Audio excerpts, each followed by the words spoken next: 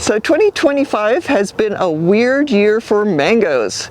Normally mango season starts sometimes in April and peaks June and July, and sometimes we will have fruit into the beginning of August.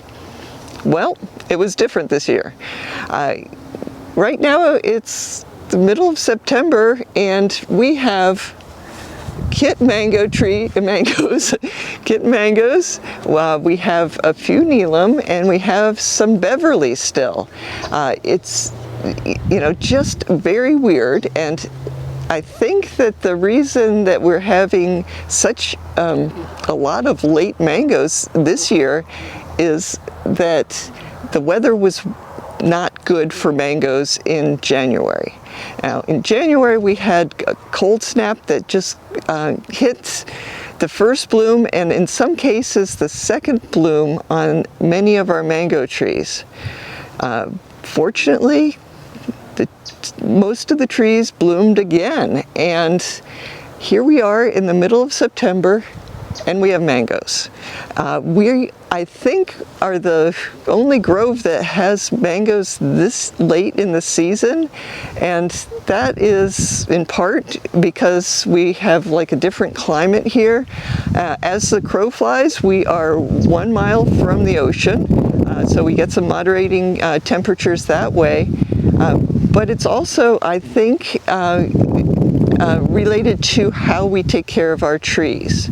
The trees, we have a lot in the grove, and when they were 3-gallon trees years ago, very small, I planted them and we watered them until they really got established.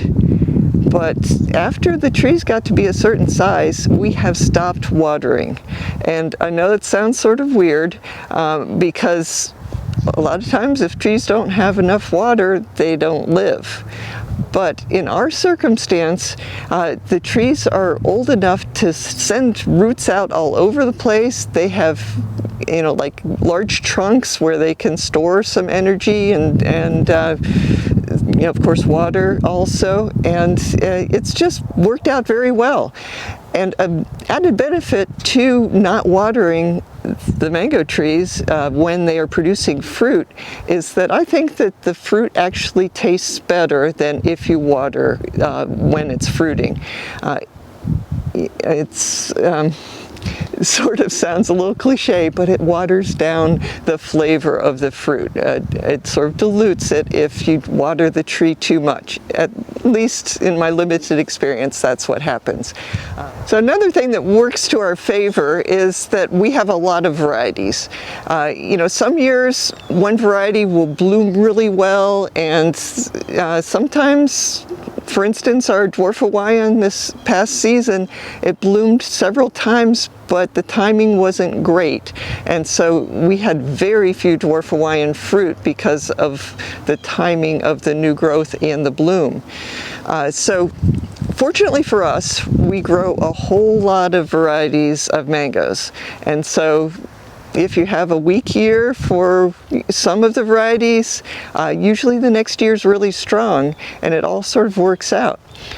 The thing that has been really unusual this year is that it seems like we're the only grove that has mangoes into September. Now, normally our season only goes to August, and early August usually, but it looks like we'll have at least a few mangoes into like the third week of September. So some people might want to know how to maximize the length of time their mango season lasts. Basically, our earliest mango that we have ever picked in the grove has been February, and that was Rosa. Very unusual. We don't get that every year.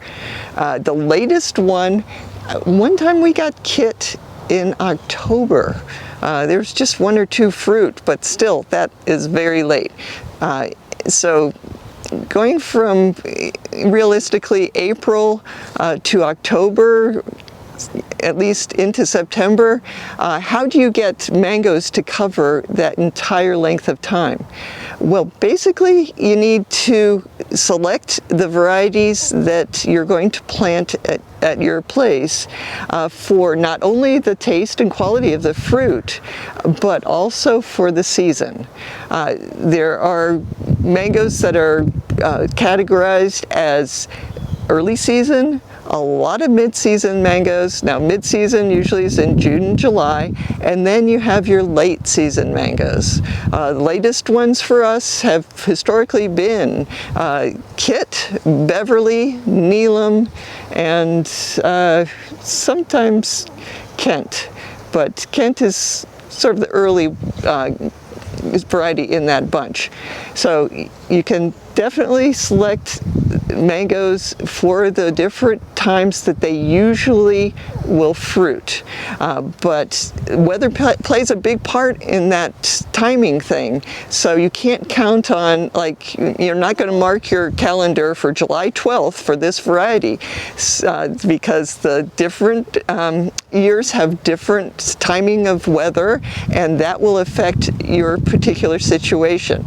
But you can increase the odds of having a long season by definitely selecting early, mid, and late season varieties.